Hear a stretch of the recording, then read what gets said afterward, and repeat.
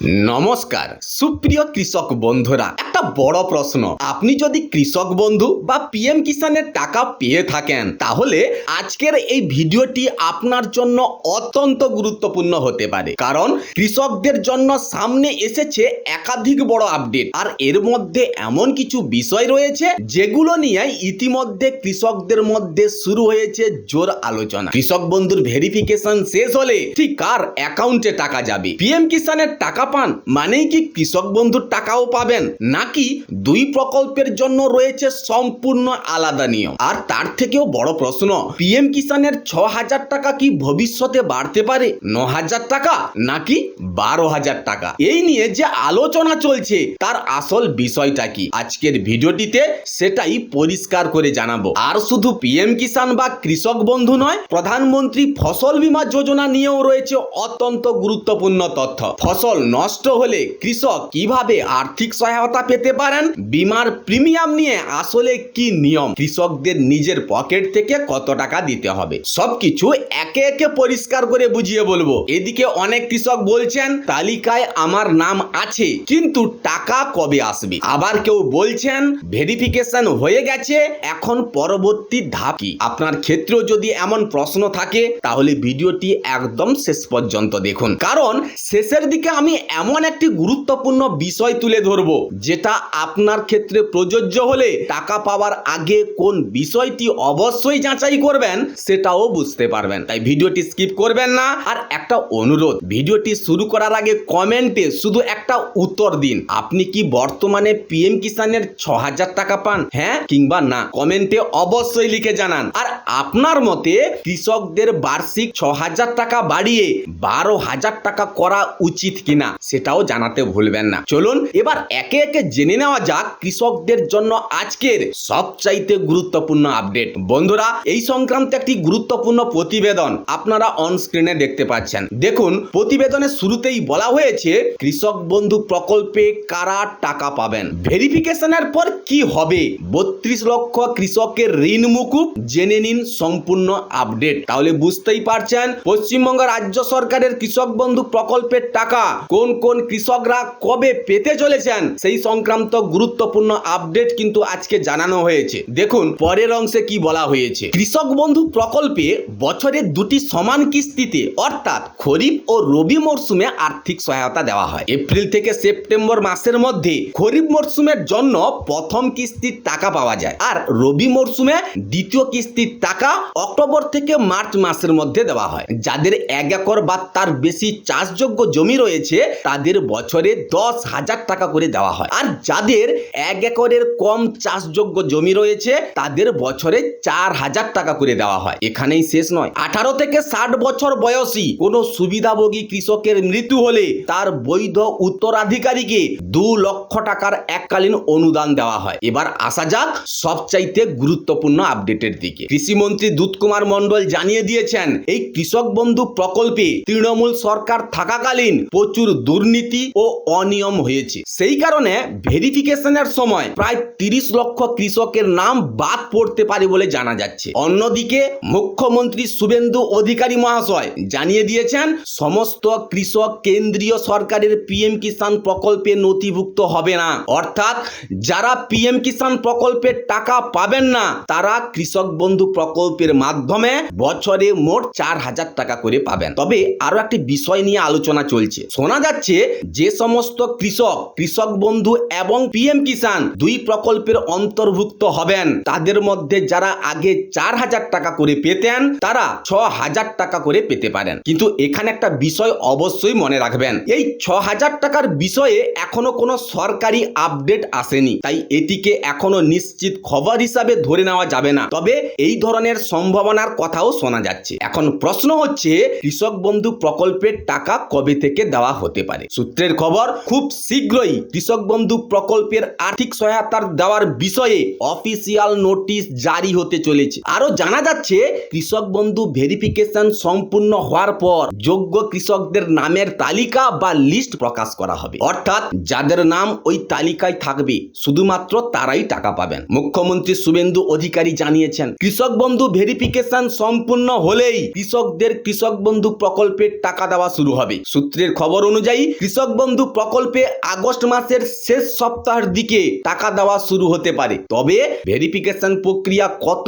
দ্রুত সম্পূর্ণ হচ্ছে তার উপর বিষয়টি নির্ভর করতে পারে। এবার আসি পিএম কিষাণ প্রকল্পের গুরুত্বপূর্ণ আপডেটে। পিএম কিষাণ প্রকল্পে আবেদন করতে হলে জমির রেকর্ড থাকতে হবে 1 ফেব্রুয়ারি 2019-এর আগে। যে সমস্ত কৃষক জনকল্যাণ শিবিরে গিয়ে পিএম কিষাণ প্রকল্পের ফর্ম জমা করেছিলেন তাদের ডকুমেন্টস এখন ভেরিফিকেশন করা হচ্ছে। যাদের ডকুমেন্ট সঠিক থাকবে তাদের নাম পোর্টালে আপলোড করা হবে। সূত্রের খবর অনুযায়ী এই উপভোক্তারা আগামী 24 নম্বর কিস্তি থেকেই টাকা পেতে শুরু করবেন, অর্থাৎ প্রতি কিস্তিতে 3000 টাকা করে পাওয়ার কথা বলা হচ্ছে। এখানে আরো একটি বড় পরিবর্তনের কথা উঠে আসছে। আগে পিএম কিষাণ প্রকল্পের মাধ্যমে বছরে 3টি কিস্তি মিলিয়ে মোট 6000 টাকা দেওয়া হতো, কিন্তু বাজেটে এই পিএম কিষাণ প্রকল্পের আর্থিক সহায়তা আরো 3000 টাকা বাড়ানো হয়েছে বলে জানানো হয়েছে। অর্থাৎ এবার বছরে 3 কিস্তি মিলিয়ে মোট 9000 টাকা করে দেওয়া হবে বলে তথ্য পাওয়া যাচ্ছে। একই সঙ্গে কৃষক বন্ধু প্রকল্পের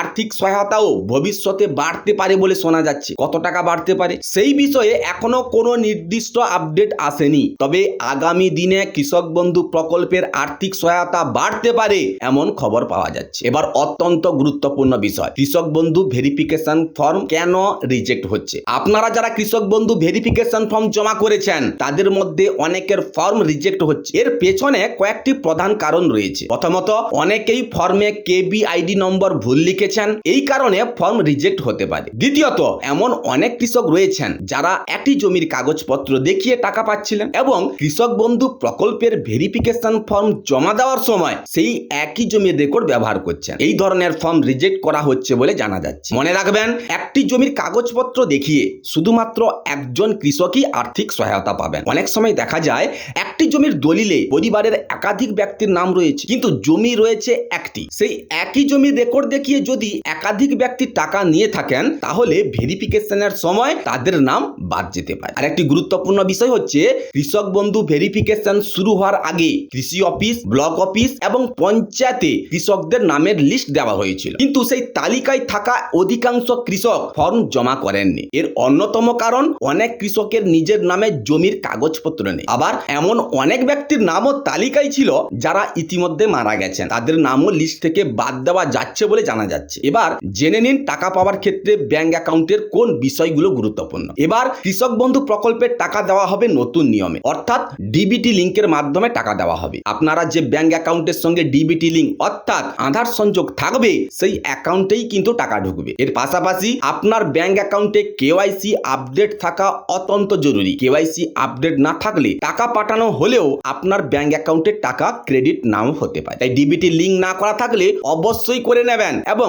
কেওয়াইসি আপডেট না থাকলে সেটিও আপডেট করে নেবেন। অর্থাৎ এই দুটি বিষয় অবশ্যই দেখে রাখবেন, ডিবিটি লিঙ্ক এবং কেওয়াইসি আপডেট। এবার চলুন দেখে নেওয়া যাক কৃষক বন্ধু প্রকল্পের অফিসিয়াল ওয়েবসাইটে এই মুহূর্তে কি স্ট্যাটাস দেখা যাচ্ছে। এই মুহূর্তে কৃষক বন্ধু প্রকল্পের যে অফিসিয়াল ওয়েবসাইট রয়েছে সেখানে গিয়ে স্ট্যাটাস চেক করলে গ্রাম পঞ্চায়েত পর্যন্ত তথ্য দেখা যাচ্ছে। এরপরে যে অপশনগুলো ছিল যেমন ট্রানজ্যাকশন স্ট্যাটাস, সেগুলো এই মুহূর্তে আর দেখা যাচ্ছে না। আর একটি বিষয় মনে রাখবেন, বর্তমানে আপনারা শুধু আধার কার্ড এবং ভোটার কার্ডের নম্বর দিয়ে স্ট্যাটাস দেখতে পারবেন। মোবাইল নম্বর, কেবিআইডি নম্বর এবং অ্যাকনোলেজমেন্ট নম্বর দিয়ে এই স্ট্যাটাস দেখা যাচ্ছে না। এবার নতুন করে যারা কৃষক বন্ধু প্রকল্পে আবেদন করতে চান তাদের জন্য গুরুত্বপূর্ণ খবর রয়েছে। খুব শীঘ্রই সম্পূর্ণ নতুন করে কৃষক বন্ধু প্রকল্পে আবেদন করার জন্য ফর্ম ফিল আপ শুরু হতে পারে বলে সূত্রের খবর। আর কৃষি অফিস থেকে যে আপডেট পাওয়া যাচ্ছে সেটি আরো গুরুত্বপূর্ণ। খুব শীঘ্রই স্ট্যাটাসের ঘরে নতুন আপডেট যুক্ত হতে চলেছে। অর্থাৎ কৃষক বন্ধু ভেরিফিকেশন ফর্ম জমা দেওয়ার পরে যে সব ফর্ম ভেরিফাই করা হয়েছে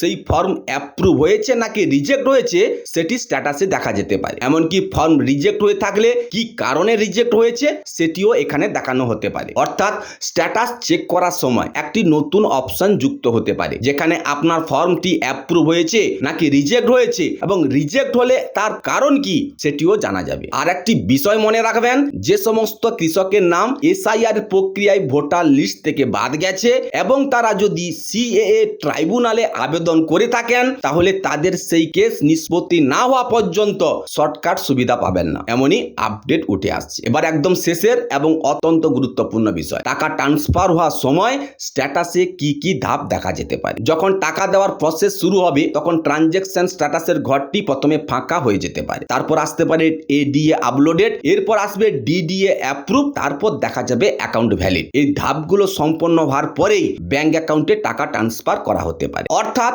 আপনার কৃষক বন্ধুর স্ট্যাটাসে যদি এই ধরনের ধাপ দেখা যায় তাহলে টাকা ট্রান্সফারের প্রক্রিয়া কোন পর্যায়ে রয়েছে সেই সম্পর্কে ধারণা পাওয়া যাবে। সূত্রের খবর অনুযায়ী আগস্ট মাসের শেষের দিকে কৃষক বন্ধু প্রকল্পের টাকা দেওয়া হতে পারে, তবে ভেরিফিকেশন প্রসেস দ্রুত সম্পূর্ণ হলে পরিস্থিতি অনুযায়ী সময়ের পরিবর্তনও হতে পারে। তাই এখন সবচাইতে গুরুত্বপূর্ণ বিষয় হলো আপনার নাম ভেরিফিকেশনে রয়েছে কিনা, আপনার জমির রেকর্ড সঠিক কিনা, কেবিআইডি নম্বর ঠিক আছে কিনা, ব্যাংক অ্যাকাউন্টে আধার সংযোগ বা ডিবিটি লিঙ্ক রয়েছে কিনা এবং কেওয়াইসি আপডেট আছে কিনা, এই সব বিষয় আগে থেকেই যাচাই করে রাখুন। এবার আসি 32 লক্ষ কৃষকের ঋণ মুক্তির খবরের দিকে। সরকারি তথ্য অনুযায়ী আনুমানিক 32 লক্ষ কৃষক এই উদ্যোগের মাধ্যমে উপকৃত হতে চলেছেন। যোগ্যতার শর্ত পূরণ করলে সর্বোচ্চ 2 লক্ষ টাকা পর্যন্ত কৃষি ঋণ মুকুবের সুবিধা দেওয়ার কথা বলা হয়েছে। শুধু ঋণ মুক্তি নয়, ওয়ান টাইম সেটেলমেন্ট বা ওটিএস সুবিধা এবং নিয়মিত সময়ে ঋণ পরিশোধ করার কৃষকদের জন্য